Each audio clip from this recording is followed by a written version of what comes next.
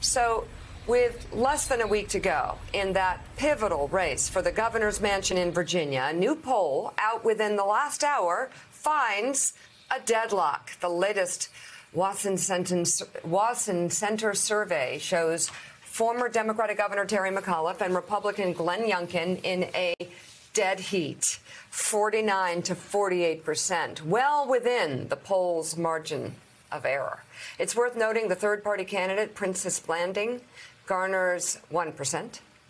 Another 1% are also undecided. Wow. That's as close as it gets. Boy, it really is. Sam Stein, this race could go either way, obviously. It's going to be a battle for turnout. And you Democrats have to be wondering, in a state that, Joe Biden won by 10 points last year, why is this race so difficult? But it is.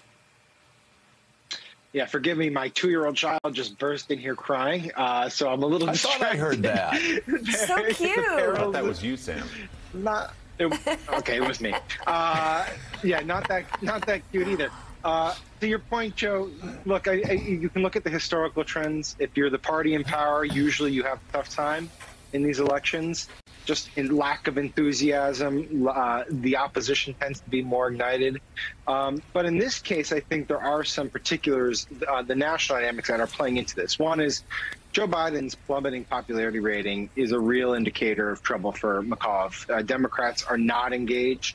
Whatever momentum, legislative momentum may have been there early on, that had generated so much enthusiasm and excitement among all facets of the Democratic Party, that's gone. That's been sapped. And really what you're seeing is a lingering sort of lamaze, basically, from the COVID fight, where people are just saying you should be out of this pandemic. It should be going better.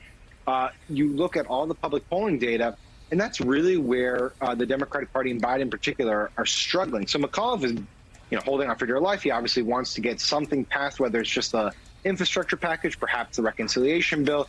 He wants to show signs of momentum. But it's impossible at this juncture to see, well, not impossible, very difficult to see how anything substantial gets done between now and next Tuesday when the actual vote takes place. Willie, it is so true what Sam just said. If you look at every poll, we're talking about, I've been talking about the importance of Democrats passing legislation, the infrastructure bill that would give Terry McAuliffe and a lot of Democrats a lift. That's a tactic. The strategy, though, the grand strategy for the Biden administration and Democrats, it's got to be one thing, and that is getting COVID in the rearview mirror. That's what's driving every poll. It is, and every poll we've seen has this race deadlocked. There are no outliers at this point anymore. They're all statistically tied or literally tied. And you're right, COVID education is another big thing. There was a USA Today poll yesterday that showed this question that's been raised by Glenn Youngkin based on a quote from Terry McAuliffe about whether parents should have voices and impact in decisions made in schools. Independents, by and large, say yes, of course, parents should. There's a lot at play here, including Donald Trump. President Biden, as Mika said, was in Virginia last night campaigning for McAuliffe at the rally in Arlington. Biden, who rarely mentions former President Trump, repeatedly criticized the former president. Biden arguing McAuliffe's Republican challenger, Glenn Youngkin, will only further Trump's agenda. Look, how well do you know Terry's opponent? Well, just remember this. I ran against Donald Trump. And Terry is running against an acolyte of Donald Trump. He started his campaign by saying that the number one issue in the race was his call for election integrity. Now, this guy starts it, he's calling for election integrity.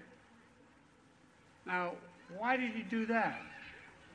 Because he wanted to hear Donald Trump?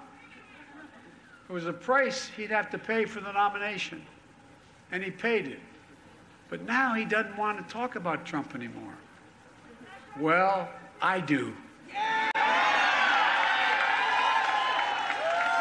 Talk about an oxymoron, Donald Trump and election integrity. Terry's opponent has made all of his private pledges of loyalty to Donald Trump. But what's really interesting to me He won't stand next to Donald Trump now that the campaign's on. Think about it.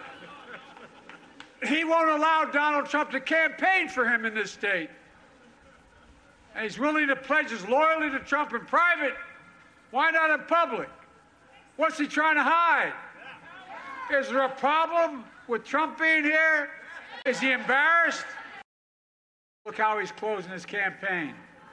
He's gone from banning a woman's right to choose to banning books written by a Pulitzer Prize and Nobel Prize winning author Toni Morrison. My wife Jill went to Princeton to interview her, taught her book. Let's be clear. This is a guy who doesn't know much about anything. Doesn't know much about a lot. You know, Eddie, of course, all over America, they're trying to use critical race theory in places that have never taught critical race theory to scare white voters. The Toni Morrison thing is so funny because I guess Glenn doesn't know a lot of white people across America have Toni Morrison quotes up in their house to inspire their children. I mean, that's how extreme it's gotten. I mean, and just how clumsy this whole thing has gotten. But there is no doubt, even if it was a clumsy, awkward, ineffective plea to racists, it was how Glenn Youngkin decided to end his campaign nonetheless. The horrors of Toni Morrison. Indeed. You know, I've taught Toni Morrison's Beloved every year for 20 years. I understand it as one of the classics of American literature. It's based on actually a true story. Margaret Garner, who escaped slavery in January of 1856, her slave masters followed her into Ohio and decided, acting on the fugitive slave law, to take her back to slavery. And she refused to allow her children to return. And she actually killed one of her children. And so that became the basis of the novel. But what's fascinating here, Joe, is this is an attempt to stoke white resentment and white fear.